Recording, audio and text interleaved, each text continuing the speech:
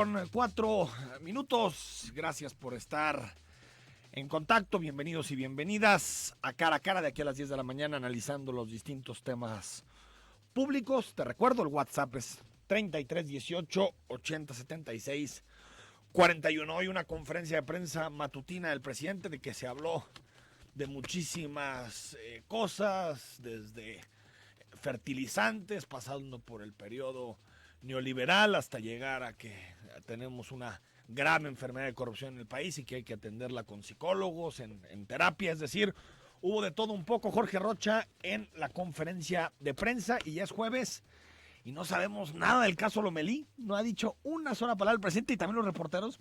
Hay que recordar, la semana pasada el presidente dijo, en esta semana, justo la que se vence mañana, semana hábil, se va a definir el caso de Lomelí.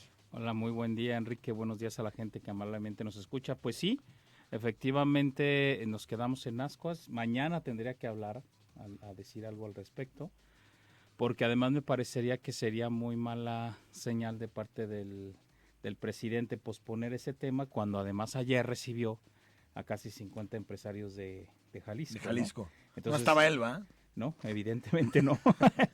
Pero sí, es decir, después de haber hecho estos guiños al estado de Jalisco a través de esta reunión, pues que no diga nada mañana a propósito del tema de Carlos Lomelí, pues sí sería, yo creo que muy, digamos, no le seguiría quitando puntos en el estado de Jalisco. A ver, la Secretaría de Función Pública envió su dictamen desde el 31 de mayo.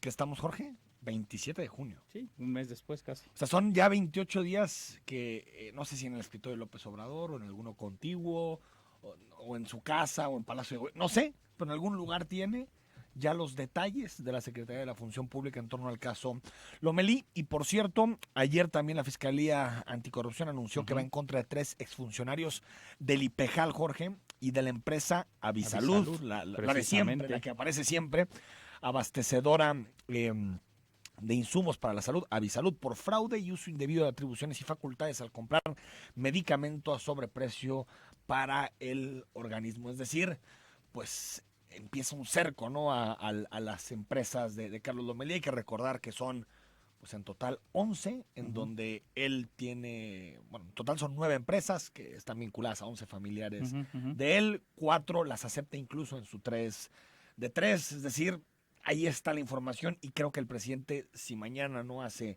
una declaración clara sobre este tema con la Secretaría de la Función Pública, creo que sí seguirá dilatando un tema que lo está desgastando. No, es una bomba política innecesaria que va a tener que resolver tarde o temprano. Yo creo que es hora de que la resuelva, ¿no? Porque además el tema pues es un tema que ha estado rebotando 6 meses. No más. Jorge. Bueno, pero desde hablando campaña, pero hablando de su la gobierno, campaña, ¿no? Sí. 6 meses, por lo menos, que el tema rebota y rebota. Y que obviamente cada vez, para utilizar la misma analogía, los votos son más grandes. Cada vez tienen más impacto. Entonces yo creo que ya no puede esperar el presidente. Sí, a ver, yo creo que también tiene que ver con la claridad de su discurso. Acuérdate cuando decía que hay gente que lucra con la salud del pueblo, ¿no? Vetó a 3 empresas, si te acuerdas, a nivel federal, que hacían negocios y que se llevaron una muy buena parte. A ver, para entender el botín de medicamentos, este viernes sale la primera compra consolidada del IMSS por un valor de 17,000 millones de pesos. Pero, Jorge, las compras, por ejemplo, que se hicieron en el sexenio de Enrique Peña Nieto de medicinas, superaron los 350,000 millones de pesos. Estamos hablando del presupuesto de Jalisco, Nuevo León, la Ciudad de México, juntos. O sea, es un pastel. Es enorme. Impresionante. Pero de muy además, pocos jugadores. Pero además, cuando tú platicas con los derechohabientes, ya sea del Seguro Social o del ISSSTE, todos te están diciendo, en este momento la cosa está mal, no hay medicinas, esto está terrible, ¿qué está pasando con este nuevo gobierno? Es decir, ya hay un malestar ciudadano enorme con este tema, sobre todo los derechohabientes. Sí, que no caen las medicinas. Exacto, no cae y están viendo un deterioro todavía peor del que había con Peña Nieto en estas entidades de salud, cuando yo creo que un asunto fundamental, fíjate, para mí un tema clave para el combate a la pobreza y a minorar las desigualdades es el a garantizar el derecho a la salud. Es un asunto clave y fundamental, porque precisamente es en los temas de salud donde los más pobres terminan rompiéndose, ¿no? Claro. A ver, si es mañana... clave. Incluso, Jorge, la clase media. O sea, Claro. la clase media se ha vuelto adicta al seguro privado y se ha vuelto adicta a los hospitales privados. Pero, ¿sabes? Que si tú tienes un sueldo más o menos decente, pero te llega una enfermedad a un familiar tuyo del corazón, una Sí. operación tremenda, se acabó, Jorge. Sí, Se sí. arruinó la familia, no solamente esta generación, sino la que sigue y la que sigue. Es decir, Exacto. no solamente es un asunto de los más desfavorecidos, que por supuesto que son los que más Sí, sufren claro. este tema porque no tienen opción, Claro. sino también que la clase media diga, ¿qué tendría yo de seguridad en mi vida, de certidumbre en mi vida, si pudiera acceder a hospitales públicos y obtener los medicamentos? Los negocios de las medicinas privadas son, Jorge, son Son carísimos, enormes, carísimos. enormes, Uno gasta en enormes. medicinas de una forma impresionante. No, y además todo tasado, los seguros tasados en dólares, todo este tema. O sea, sí es un gran negocio. Y fíjate que yo sí creo que una política una política social de López Obrador que verdaderamente vaya transformando las estructuras de pobreza y desigualdad es hacer un pleno acceso y garantizar Universal, con ¿no? calidad el derecho a la salud en este país. Que eso no se hace recortando. No, Al revés, al sino contrario. redirigiendo recursos Claro. hacia las áreas prioritarias que son Claro. educación, salud, combate a la Claro. pobreza, desarrollo. Claro. Ayer, foto muy comentada, Jorge, no sé si la viste por ahí en redes sociales, una amplia delegación de empresarios jaliscienses, Sí, sí, muy críticos con López Obrador siempre. 47. Aquí en Jalisco son muy críticos de López Obrador, Bueno, están en todos los hay medios. algunos que sí eran como sus cuates desde Uno el sí, principio, uno, ¿no? pero los el menos, que la ¿no? armó, ¿no? El que la armó, sí, El que la Íñigo, armó, ¿no? Íñigo, Sí, ajá. Íñigo. Pero en general, pues los demás son, ¿no? Sí, sí han sido Muy críticos. Ayer, No, estaban presidente, ¿qué horas son las que usted diga, señor presidente? 47 empresarios jaliscienses en la amplia delegación para hablar de Línea 3, temas relacionados con el agua, el proyecto de Peribús, Línea 4 del tren ligero. Distintas cosas sorprendieron, la cantidad, porque sí son muchísimos los que acudieron, pero también solo 2 mujeres. Ujú. Marisa Lazo, Marisa Lazo. Y ahorita se me olvidó el nombre de la otra, una disculpa. 47 empresarios para discutir estos temas. Buena señal, siempre es bueno que haya este diálogo. López Obrador les dijo que ellos no eran parte de la mafia en el poder, que no se preocuparan, que Sí, ellos eran gente del pueblo. Claro. Y bueno, pues ahí está el diálogo abierto, ¿no? Fíjate que a mí me sorprende la reunión, me sorprende para positivo, por 2 cosas. A ver, primero, la recepción de López Obrador a estos empresarios diciéndoles que, oye, ¿sabes qué? Efectivamente, ustedes van a contribuir a mi proyecto, cosa que es una buena señal. El grupo de empresarios que es muy nutrido y además hablando de temas sociales de interés de Jalisco. Eso, la verdad es que a mí me sorprendió para bien. Ojalá que esto construya puentes de otro tipo entre el gobierno federal y Jalisco, porque, bueno, precisamente pues el Estado ha tenido, digamos, sus bemoles en la relación gobierno federal, y creo que los empresarios en esta iniciativa más de corte político me parece que hicieron una buena estrategia, una buena ¿Sabes apuesta. qué me gusta que sea?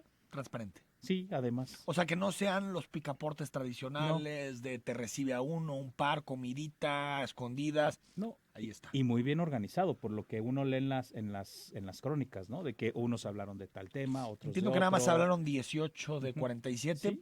pero la promesa del presidente es que haya otro encuentro. Claro. Por ejemplo, con Nuevo León, ¿hubo este encuentro? No, Fíjate, según yo no. se me hace interesante Según yo, es el mensaje. primer grupo de empresarios locales que se junta Así con como el en bola, presidente. ¿no? Exacto. Así como no con No, cúpulas y empresariales. además eso también te habla de que los empresarios en Jalisco están cerrando filas, cosa que también es positiva.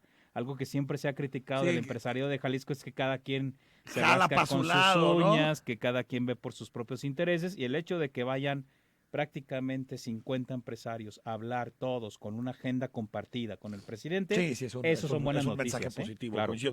Hacemos contacto con Eder Saldaña, está en las villas panamericanas y se presume, todavía no hay confirmación oficial, que se encontró el cuerpo de un policía. ¿Cómo estás, Eder?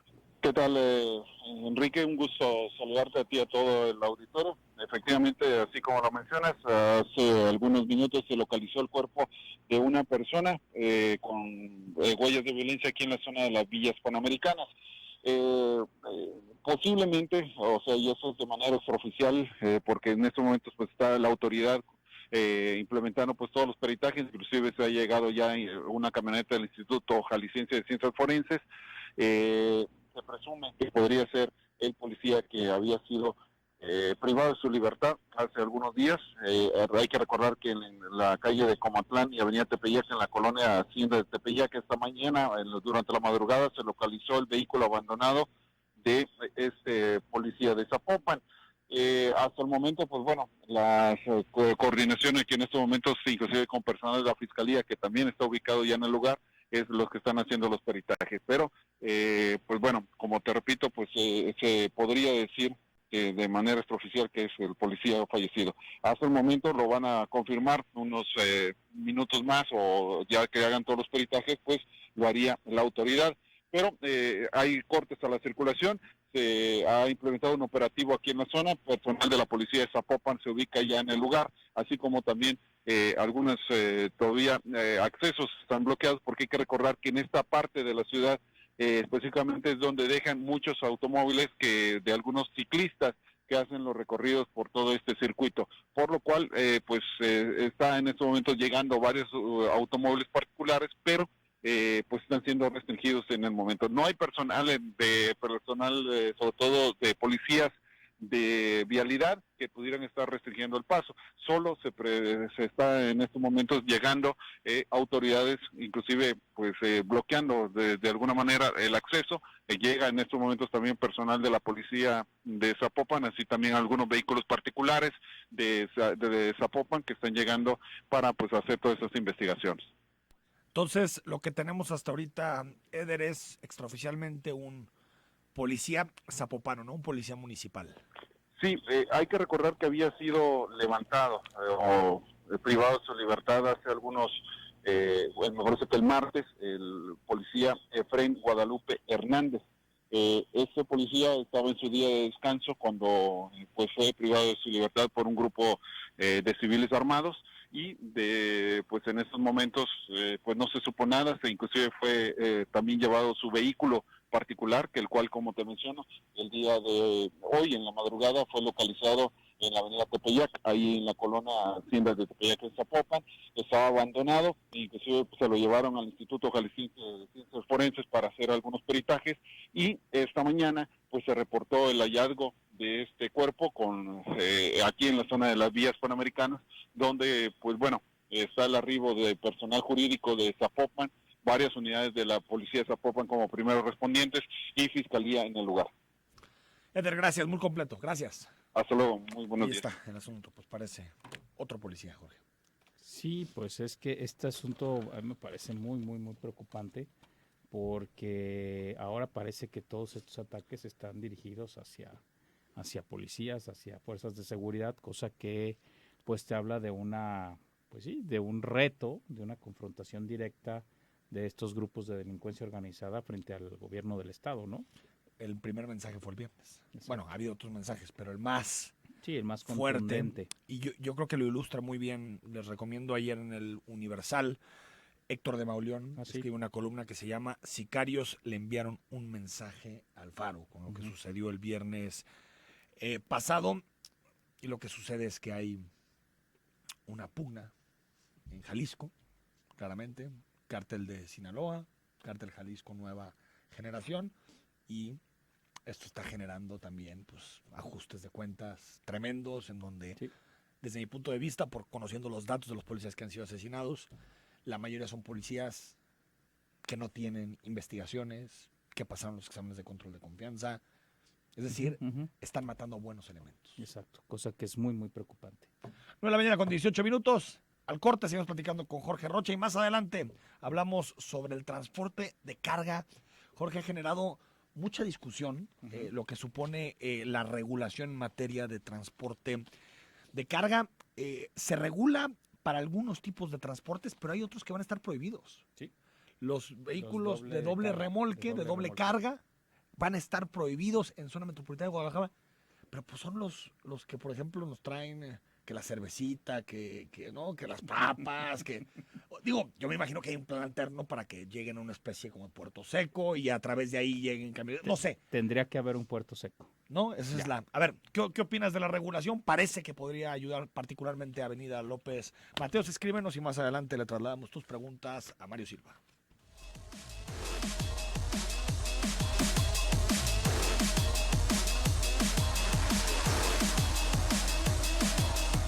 9 de la mañana con 23 minutos. Gracias por escribirnos al WhatsApp 3318 8076 41. Ayer, concentrados en el caso Joao Malek, no tuvimos posibilidad de abordar el asunto del transporte de carga. Ahorita en unos minutos está con nosotros Mario Silva. Y hablando de este tema, Jorge, ayer estuvo con nosotros el fiscal general del Estado. Habló con nosotros en torno a unos 10, 15 minutos sobre el tema. A mí me preocupan muchas cosas del caso, más allá de la responsabilidad individual del futbolista y de quien lo acompañaba, que esas siempre está ahí, y esa por supuesto que hay que tomarla y señalar a él como el responsable de lo que sucedió. Pero sale de un bar en Zapopan pasadas las 4 de la mañana, muy borracho. Le entregan las llaves, el valet parking. Primer tema. Primer tema, que no Primer puede ser que tema. esté sucediendo eso, ¿no? Claro. O sea, y yo entiendo también que el valet parking dice: yo no tengo ninguna capacidad jurídica Para para retener el carro. O sea, también lo entiendo, ¿no? Pero Después pueden de ahí, avisar. no sabemos a dónde se va. Dicen que un after, se especula mucho. Y de pronto vuelve a tomar su coche después de las 8 de la mañana, ¿no? O sea, hay lugares en zona metropolitana que puedes ir y que hasta las 8 o 9 de la mañana te dan after. Eso es Que sobre increíble. eso hay historias negras, ¿eh? De Historias todo negras, tipo. pero aparte es ilegal, Jorge. Sí, claro. O sea, para toda zona metropolitana tienes que cerrar a las 4 de la mañana máximo. Ese es el horario máximo. Es decir, hay un problema de incumplimiento de las leyes. De incumplimiento de las leyes. Después, 5 horas para hacerle la alcoholemia.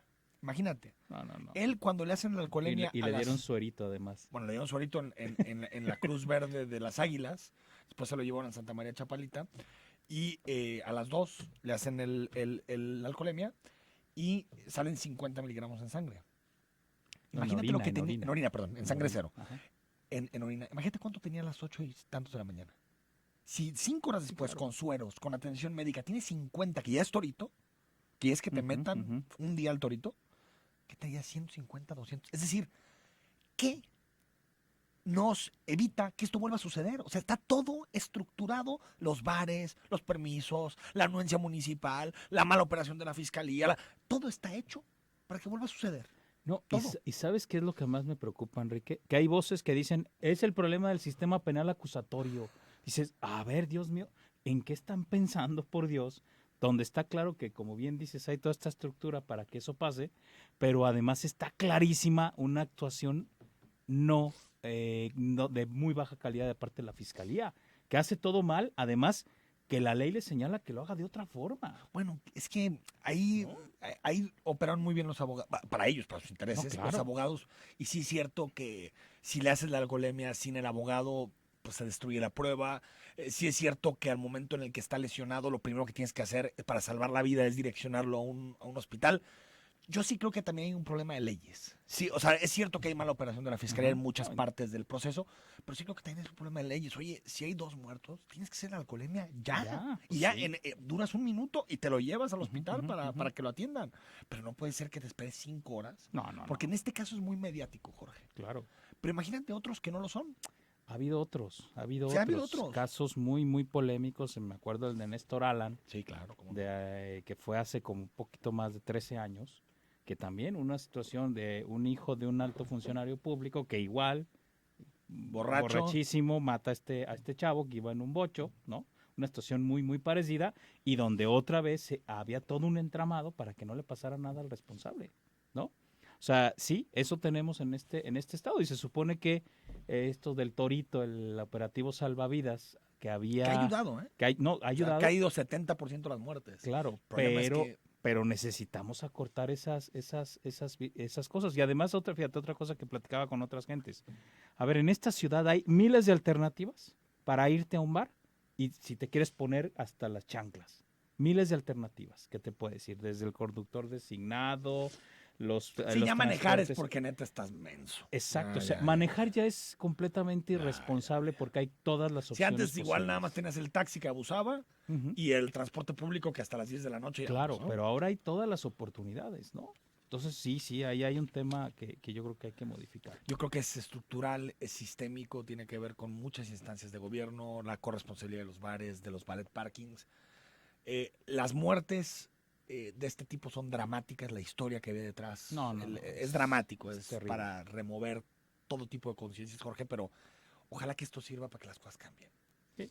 Lo del CAF, por ejemplo, los 3 chavos, Sí. Creo que sacude un poco el sistema y ahorita los desaparecidos están en la agenda permanentemente, ¿no? Sí.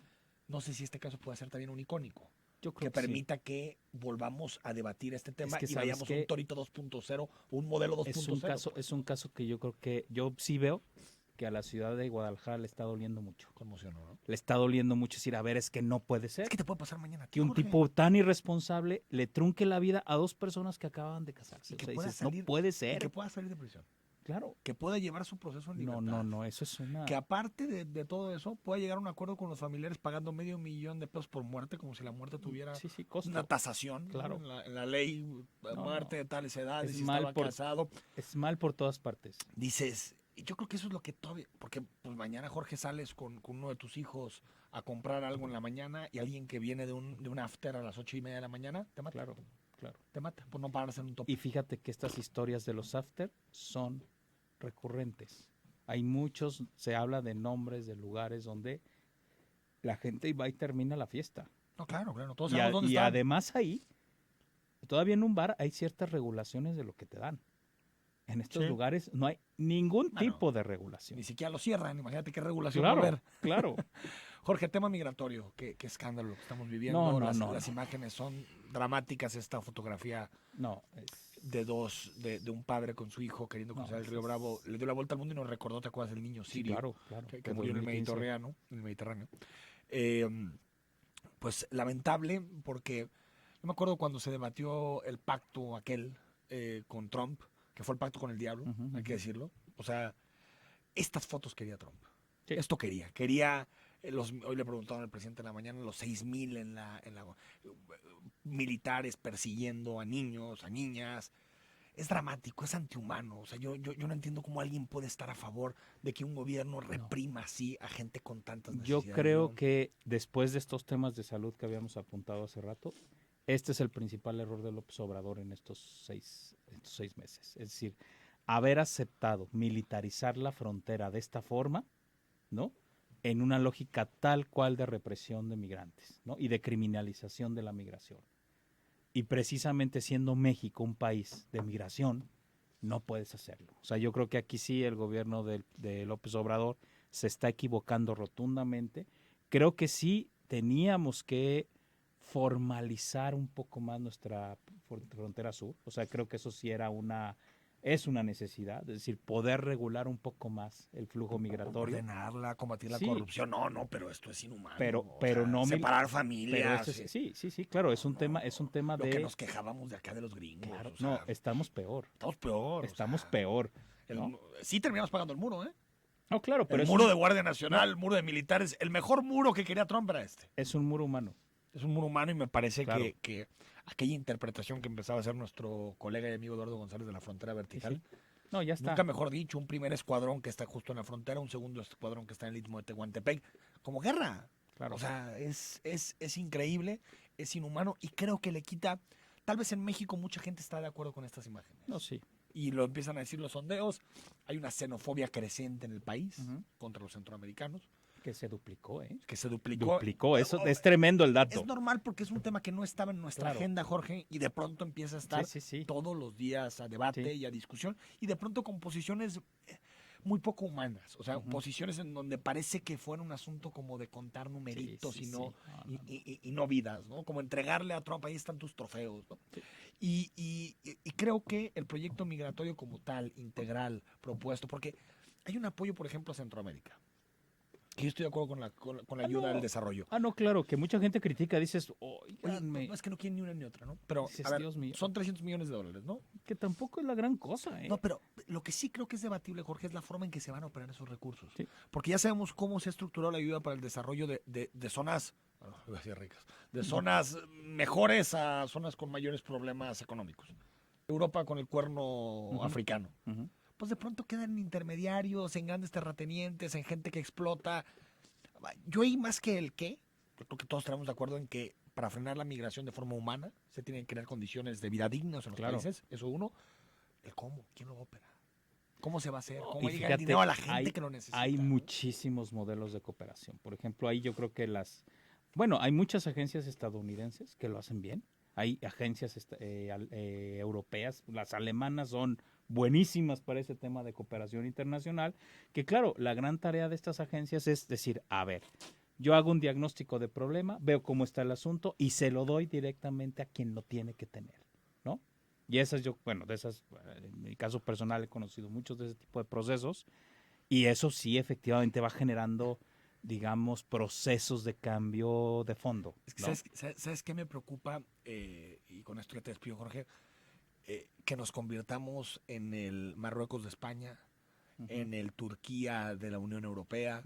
Es decir, estos países que contienen los flujos y que se vuelven países de tránsito, de represión continua, constante, en donde se violan derechos humanos porque no hay otra forma de tener los flujos tan impresionantes. Claro. Me preocupa que por los aranceles estemos diciendo nos vamos a convertir en un país Sí. que contenga la migración que va a Estados Unidos. A ver, hay que decirlo con sus palabras, es el perro guardián del Temec. El tercer país inseguro. Exacto. Eso me parece que ahora sí, que estamos peor que Felipe Calderón y que Peña Nieto en este tema, ¿eh? Yo creo que ahorita. Sí. Cosa que es lamentabilísima. O en Washington mandan. Jorge, gracias. Gracias, nos vemos la semana que entra. Y hablamos ahorita con Mario Silva, regulación del transporte de carga, algo pedido, sobre todo para las principales avenidas de la ciudad. Conocemos los detalles con Mario Silva.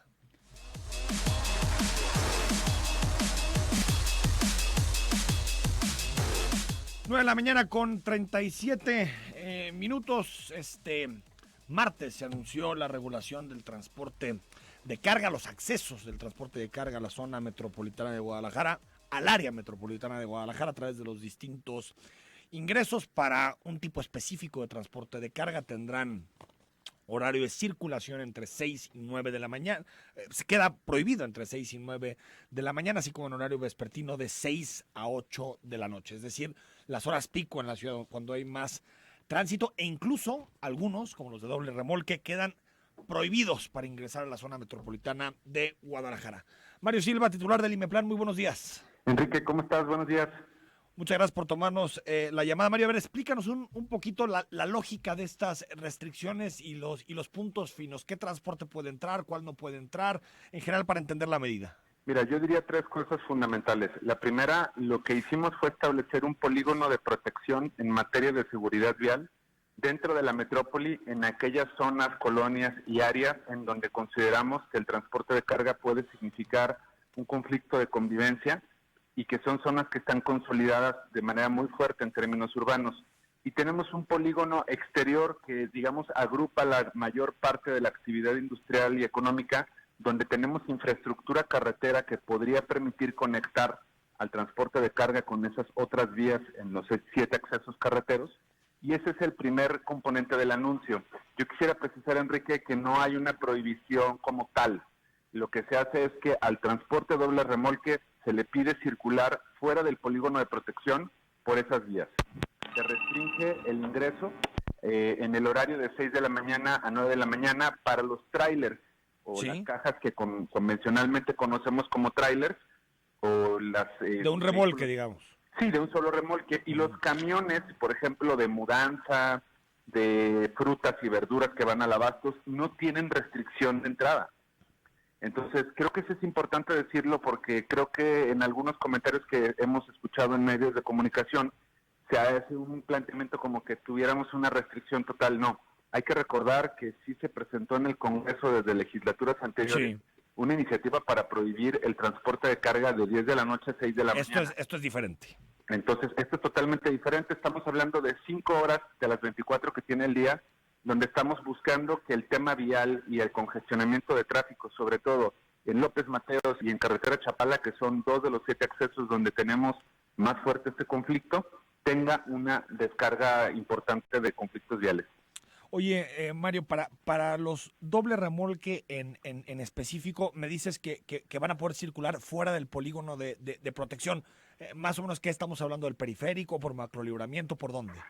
Lo que hicimos como primer punto fue establecer los límites de circulación para transporte de carga pesada. Sí. Estamos hablando de que pueden tomar 2 opciones, el macrolibramiento y el circuito sur. Okay. En el caso del macrolibramiento, nosotros sabemos que una de las principales broncas es el costo y que no cuenta con infraestructura suficiente.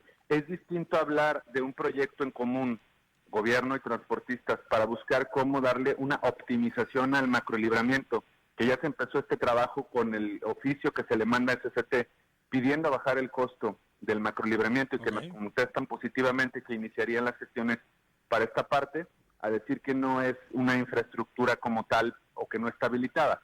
Pues ahí está ya el macrolibramiento, costó muchísimo dinero, ahora tendríamos que hacer un trabajo todos para que funcione. Una segunda demanda que han hecho los transportistas son los patios de descanso y de resguardo. Sí. Nosotros estamos trabajando en el análisis, ya tenemos ubicados algunos predios en Tlajomulco y en Acatlán de Juárez que podrían jugar ese rol. Creemos que las mesas técnicas que vamos a tener se puede compartir esta estrategia, pero ese es un segundo momento. El momento uno es el planteamiento que hicimos de la política y la regulación, en donde también se tiene considerado que en López Mateos haya otra serie de intervenciones, por ejemplo, para los semáforos, 15 millones del proyecto que se presentó de 250 van a ir para los semáforos de la López Mateos. Sí. Hay un compromiso para modificar e intervenir Circuito Sur para que funcione como una vía de no cobro que permite el desahogo del transporte de carga. Queda liberada la zona del Verde hacia el Salto. El nuevo periférico también funcionaría como un distribuidor del transporte de carga que conecta el nuevo periférico con la salida a Zapotlanejo, con cobro y sin cobro. Y esas zonas quedan abiertas para que el doble remolque circule por allá y que el transporte de carga convencional tipo tráiler, cuando esté la restricción de ingreso, puedan utilizar esas vías. Y si no, tienes una tercera opción, que son los vehículos o camiones de transporte de mercancías convencionales, que esos no van a tener esa restricción. Ahora, Mario, si un doble remolque tiene como destino zona metropolitana de Guadalajara, ¿qué hace? Vamos a hacer un análisis en la mesa para establecer los lineamientos, algunas situaciones de excepción, como puede ser la provisión de combustible, servicios públicos, permisos de ingreso excepcional por una o dos ocasiones en el año, y tenemos muy ubicadas cuáles son las empresas y las zonas que demandan este tipo de servicios. La mayoría queda fuera del polígono de protección, pero también hay que recordar una cosa, Enrique. En el estudio que nosotros presentamos, porque esta política se fundamenta en un estudio que se hace, que se retoma de la administración anterior que elaboró el Instituto de Movilidad, encontramos que son 69,848 trailers los que diariamente ingresan y salen de la ciudad. Trailers, dobles remolques, Torton, etcétera. ¿Cuántos de esos casi 70,000 son doble remolque? Pues entran al día 2,253 y salen 2,379. O sea, son de paso. Pues ni siquiera del 5%. Van a diferentes puntos de la metrópoli y no todos van dentro del polígono de protección. Pero sí me parece importante que quienes nos escuchen podamos dimensionar el diagnóstico. Casi 70,000 camiones entran y salen para carga y descarga de mercancías. Sí. Y de esos, menos del 5% son doble remolque.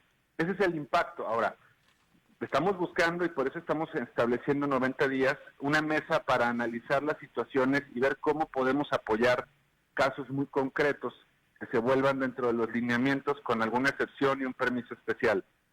Pero, por ejemplo, para volumen de circulación. Para el asunto, los dobles remolques no traen víveres, comida, todo ese tipo de cosas a zona metropolitana de Guadalajara. Ellos no se encargan de eso. Mira, en el estudio que nosotros hacemos hay un análisis puntual de la carga por los 7 accesos, mercancías agrícolas, insumos para la industria de la alimentación, insumos para la industria electrónica.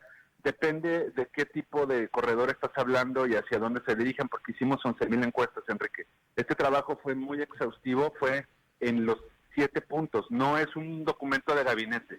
Entrevistamos a los transportistas, hay un dato que te pongo en la mesa. De los 70,000 viajes, el 8% va con carga vacía, por ejemplo. Entonces, de nuevo... ¿Y esta carga vacía cómo? ¿Por qué van sin carga, o sea, es un transporte de carga vacío, no trae ninguna mercancía. Pero la caja va vacía. Pero, pues entonces, no, ¿para qué circula? Pues te pongo el ejemplo. ¿Delincuencia o qué? Los propios choferes reportaban ingresar y salir sin carga. Entonces, a ver... Nosotros no presentamos el martes de la nada la política. Fue un trabajo que se ha estado haciendo, dialogándolo con las cámaras. El anuncio es una transición de 90 días. Este es un tema que tiene un reclamo social importante. El 20% de los accidentes en las intersecciones con mayor siniestralidad tiene relación con el transporte de carga. No se trata de satanizar el transporte de carga. reconocemos que tenemos una dependencia importante de este servicio para que la economía funcione. No es que Jalisco prohibió en todo el estado la circulación del transporte de carga, como leían algunas notas, no. Hay un polígono de protección para que colonias, calles, vecinos y comunidades dentro del área metropolitana de Guadalajara no tengan esa convivencia. Y se buscaron soluciones que se estudiaron, modelaron y mapearon para que el doble remolque se conecte por fuera de ese polígono, para que el transporte de carga tuviera la menor afectación que coincide con las horas pico, y para que los transportes de otras características sí puedan ingresar. Mario, en ese mismo sentido, a ver, se pone en un plazo de 90 días, entiendo, ¿no? Para que entre en funcionamiento. Sí. 90 días para que entre en funcionamiento. Desde tu punto de vista, después del análisis de los datos, ¿en qué avenidas veremos el primer impacto? O sea, en términos de reducción del tráfico, de la siniestralidad, de los accidentes. Y si crees de alguna forma que será en poco tiempo, es decir, que en un año ya estaremos viendo resultados de esta política. En López Mateos, que López es carretera Mateos. Manzanillo, que es la que presenta mayor conflicto social, y de hecho es la que tiene los mayores reportes. La segunda que tiene carga, no conflicto social, pero sí carga significativa, es carretera Chapala. Ok. Y la tercera carretera Nogales. Entonces sí creemos que la medida puede ayudar a desahogar los problemas de tráfico. Ahora, no es una medida que viene aislada, forma parte esta estrategia también del programa de semáforos inteligentes, que en esta primera etapa invierte 250 millones de pesos para intervenir 29 corredores, con la que tienen hoy la tecnología más obsoleta, la cambiaremos, son 440 intersecciones, y es una estrategia de 5 años que iremos siguiendo para la renovación total de los semáforos con tecnología adaptativa. Hay un trabajo que se está haciendo de planes maestros en los 7 accesos carreteros. El martes se presentó el caso de López Mateos, incluye reordenamiento de transporte público, sí, incluye señalética, incluye ciclovías, incluye, por ejemplo, en el caso de la López Mateos, la construcción de banquetas y zonas peatonales que hoy no existen en algunos tramos, y lo mismo se estará analizando en los diferentes accesos carreteros. Entonces, pero ¿cuánto veremos el impacto, Mario? Sí, en un año. ¿En un año crees que ya López Mateos va a ser más transitable? Con el caso de la convivencia con transporte de carga, sí. Pero digamos, ¿puede garantizar esta medida en concreto que va a haber menos tráfico o no? Sí, por el volumen de vehículos que nosotros tenemos mapeado que ingresan, sí. Mario Silva, director del IMEPLAN, gracias y pues a ver qué día vienes. Tengo pendiente ir, hombre, ya sí, la próxima semana cuando me diga. Ayer tuvimos que platicar con el fiscal, pero a ver si la próxima semana caes. Ah, no, fiscal mata. Bueno, después del tema de Joao, pues era inevitable. No, claro. Gracias Mario. Gracias. Mario Silva, titular del IMEPLAN. 9 de la mañana con 49 minutos. Regresamos del corte y leemos tus comentarios. Comenta, buen día Enrique, estoy de acuerdo en que se regule el tránsito de transporte de carga pesada por la ciudad. Además de que entorpece el tráfico y en vías importantes son causantes de muchos accidentes. Coincido, Martín, y qué bueno que este gobierno está dando un paso adelante en esta materia. María Ramírez dice, excelente programa, estamos peor con López Obrador en tan solo 6 meses. Gracias, María. Haremos un programa especial la próxima semana para hablar. Pues se cumple el lunes, se cumple un año de la elección de López Obrador. Vamos a hacer un balance de lo que ha sido la transición, su gobierno y lo que nos deja el primer año de Andrés Manuel como presidente electo y también después como presidente en funciones. Lili Reynoso, lindo día. Cultura vial, los de movilidad son puros cuates, son puros amigos, no son incluyentes. Suena hueco el que está hablando. Yo soy mujer, no me dan trabajo en muchos lugares por ser mujer, tengo licencia federal. Los coches van último.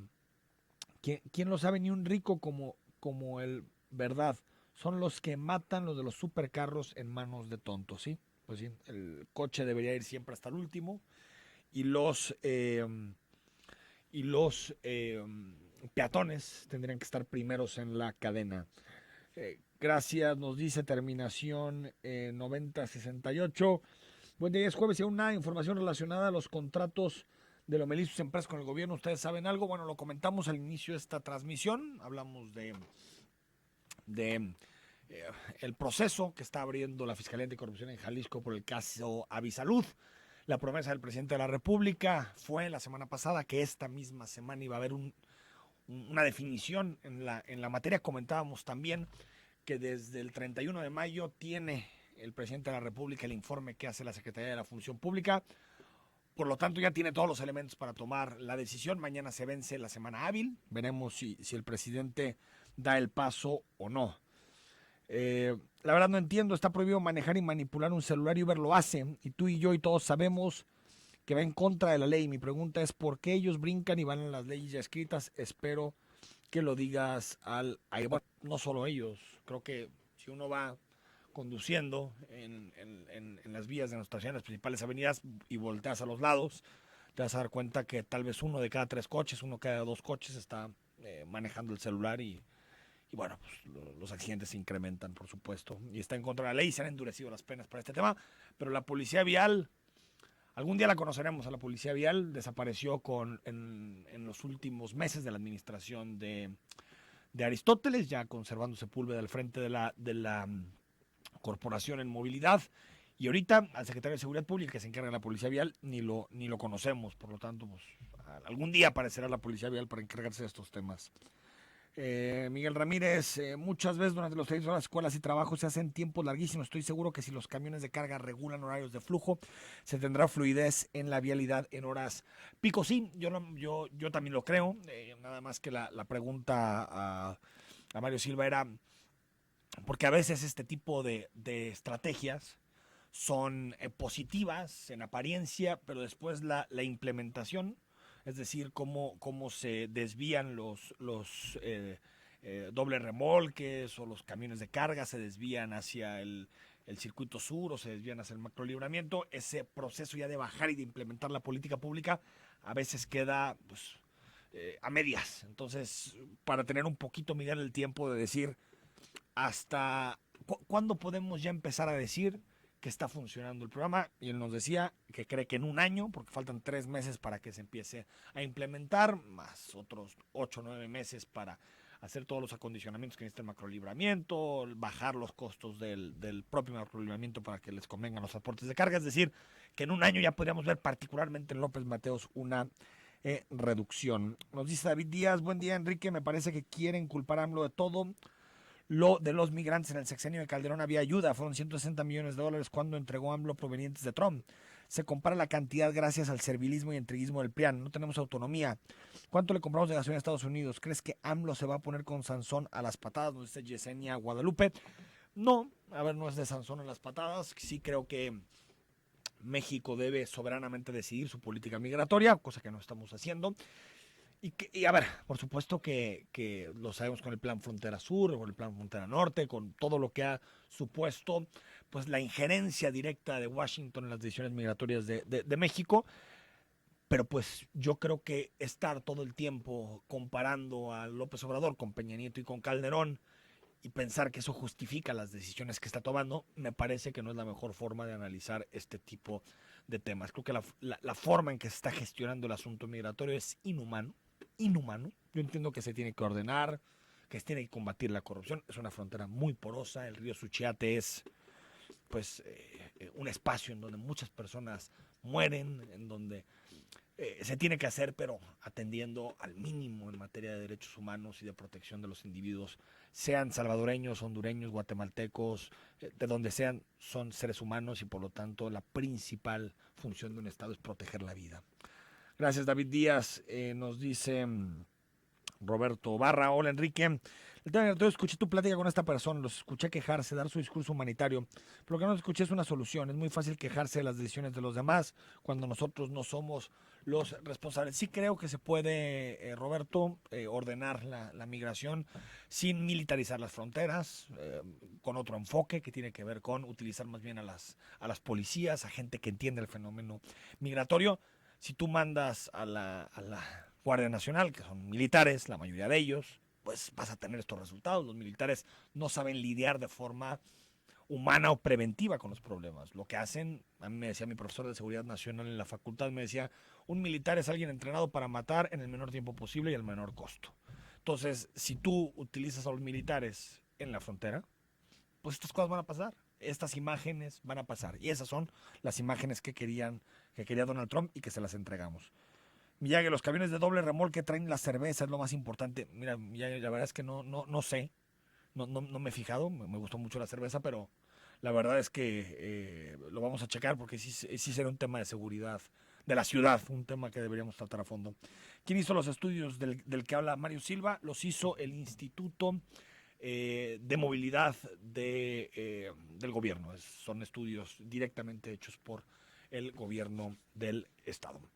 Mañana es viernes, terminamos semana, vamos a analizar todo lo que deje la conferencia matutina de Andrés Manuel López Obrador, pero vamos a tratar un tema muy interesante, la difusión y la dispersión de pornografía en Internet. ¿Qué hacer? Va a haber gente de la policía cibernética, va a haber psicólogos, platicamos mañana de eso. Soy Enrique Tucen y retomamos la conversación mañana viernes a las 9.